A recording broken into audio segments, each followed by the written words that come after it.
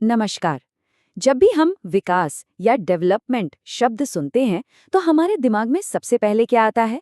शायद एक बड़ी कार, एक शानदार घर या फिर बैंक में ढेर सारा पैसा। हाँ, ज्यादातर लोगों के लिए शायद यही जवाब होगा। पर क्या विकास का मतलब सिर्फ इतना ही है? आज हम इसी सवाल की गहराई में उतरेंगे और समझेंगे कि आखिर ये विकास है क्या चीज। तो इस पूरे चैप्टर को समझने के लिए हम इसे 5 हिस्सों में देखेंगे। सबसे पहले हम ये जानेंगे कि विकास का मतलब हर किसी के लिए अलग-अलग क्यों होता है। फिर हम देखेंगे कि पूरे देश के विकास को आखिर मापा कैसे जाता है। इसके बाद हम इस बड़े सवाल का जवाब ढूंढेंगे कि क्या सिर्फ इनकम या पैसा ही सब कुछ है। फिर हम एचडीआई यानी विकास को नापने के एक बेहतर तरीके को समझेंगे। और आखिर में हम बात करेंगे सस्टेनेबल डेवलपमेंट की, यानी ऐसे विकास की जो भविष्य के लिए भी टिकाऊ हो। चलिए शुरू करते हैं। देखिए, विकास या तरक्की का जो आइडिया है ना, वो हर किसी के लिए एक जैसा नहीं होता। सोच कर देखिए, एक स्टूडेंट के लिए डेवलपमेंट का मतलब है अच्छे मार्क्स लाना, वहीं एक किसान के लिए अच्छी फसल होना। मतलब हर इंसान के लिए विकास के मायने बिल्कुल अलग हो सकते हैं। तो एक पल के लिए रुकिए और सोचिए, पर्सनली आपके लिए डेवलपमेंट का क्या मतलब है? क्या वो एक अच्छी नौकरी है, ज्यादा आज़ादी, या हो सकता है अपने परिवार के लिए बेहतर हेल्थ केयर? जैसा कि हम आगे देखेंगे, इसका कोई एक सीधा साधा जवाब है ही नहीं। अब जरा इस टेबल को देखिए, ये बहुत दिलचस्प है।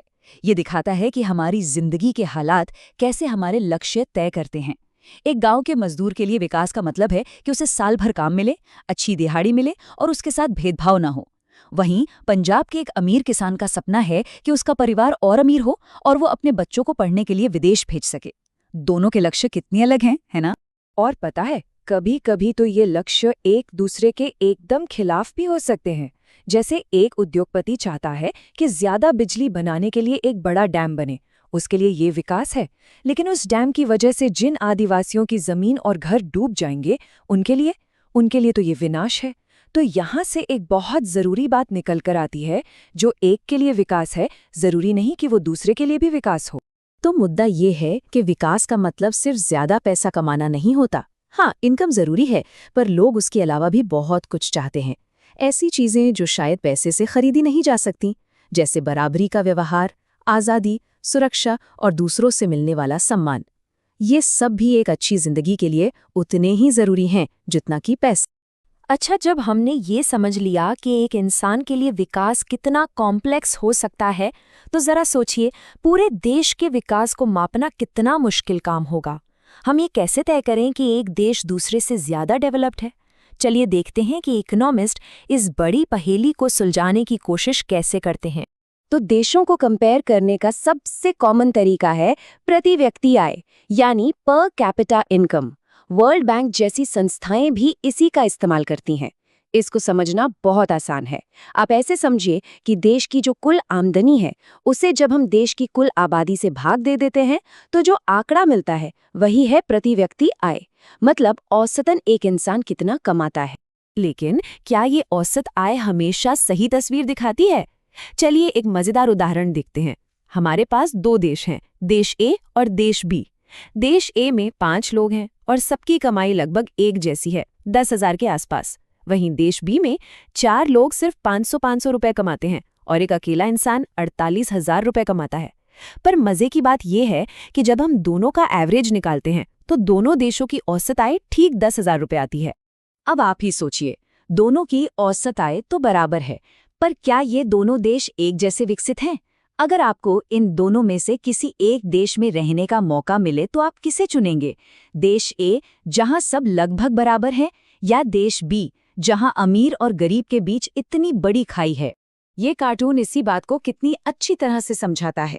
देखिए, औसत आय हमें एक अंदाजा तो देती है, पर यह देश के अंदर की असमानता को पूरी तरह से छिपा देती है। बिल्कुल देश बी की तरह, जहां एक इंसान ने सारी कुर्सियां ले रखी हैं और बाकी लोग जमीन पर बैठे हैं। चलिए, अब इसी आइडिया को भारत के अंदर टेस्ट करके देखते हैं। हम 3 राज्यों का उदाहरण लेंगे, हरियाणा, केरल और बिहार, और देखेंगे कि क्या सच में सिर्फ पर कैपिटा इनकम ही विकास का सबसे अच्छा पैमाना है। अगर हम इन आंकड़ों को देखें, तो साफ पता चलता है कि हरियाणा की पर कैपिटा इनकम सबसे ज्यादा है और बिहार की सबसे कम। तो क्या हम ये मान लें कि हरियाणा इन तीनों में सबसे ज्यादा विकसित राज्य है? सिर्फ इन नंबरों को देखकर तो यही लगता है कि हाँ, हरियाणा सबसे अमीर है तो सबसे विकसित भी होगा। लेकिन जरा रुकिए, असली कहानी तो अब सामने आएगी। चलिए कुछ और आंकड़ों पर नजर डालते हैं जो इस पूरी तस्वीर को ही पलट कर रख देंगे। और ये देखिए, यही है कहानी में ट्विस्ट। हरियाणा की इनकम ज्यादा होने के बावजूद हेल्थ और एजुकेशन के मामले में केरल उससे कहीं आगे है। केरल में पैदा होने वाले हर 1000 बच्चों में से सिर्फ 6 की 1 साल का होने से पहले मृत्यु होती है, जबकि हरियाणा में यह आंकड़ा 28 है, यानी लगभग 5 गुना ज्यादा। इसी तरह पढ़ाई लिखाई और बच्चों के स्कूल जाने के मामले में भी केरल बहुत बेहतर है। तो इससे क्या साबित होता है? यही कि पैसा सब कुछ नहीं खरीद सकता, सिर्फ इनकम से विकास को नहीं मापा जा सकता। सोचिए, आपकी जेब में कितना भी पैसा हो, वो आपको एक प्रदूषण मुक्त माहौल या बिना मिलावट वाली दवाएं नहीं दिला सकता। इन चीजों के लिए अच्छी सरकारी सुविधाओं यानी पब्लिक फैसिलिटीज की जरूरत होती है, जो सिर्फ व्यक्तिगत आय से नहीं मिलती। तो सवाल उठता है कि अगर सिर्फ पैसा काफी नहीं है, तो फिर विकास को मापने का कोई बेहतर तरीका है भी या नहीं? जी हाँ, बिल्कुल है। यूनाइटेड नेशंस डेवलपमेंट प्रोग्राम यानी यूएनडीपी ने इसी समस्या का हल निकालने के लिए एक ज्यादा बेहतर तरीका बनाया है। इसे कहते हैं ह्यूमन डेवलपमेंट इंडेक्स या शॉर्ट में HDI। ये इंडेक्स सिर्फ पैसे को नहीं, बल्कि इंसानों के जीवन की क्वालिटी को, उनकी भलाई को मापता है। HDI 3 जरूरी चीजों को मिलाकर विकास की एक पूरी तस्वीर बनाता है। समझिए, ये एक रिपोर्ट कार्ड जैसा है जिसके 3 मेन सब्जेक्ट्स हैं। पहला, हेल्थ, जिसे लाइफ एक्सपेक्टेंसी से मापते हैं, यानी लोग औसतन कितने साल जीते हैं। दूसरा, एजुकेशन, यानी लोग औसतन कितने साल स्कूल गए हैं। और तीसरा, स्टैंडर्ड ऑफ लिविंग, जिसे पर कैपिटा इनकम से मापा जाता है। इन तीनों को मिलाकर ही किसी देश का असली विकास स्कोर बनता है। अब इस टेबल को देखिए। ये वाकई में सोचने वाली बात है कि श्रीलंका और बांग्लादेश जैसे हमारे छोटे पड़ोसी देश HDI रैंकिंग में भारत से बेहतर हैं। ऐसा कैसे हो सकता है?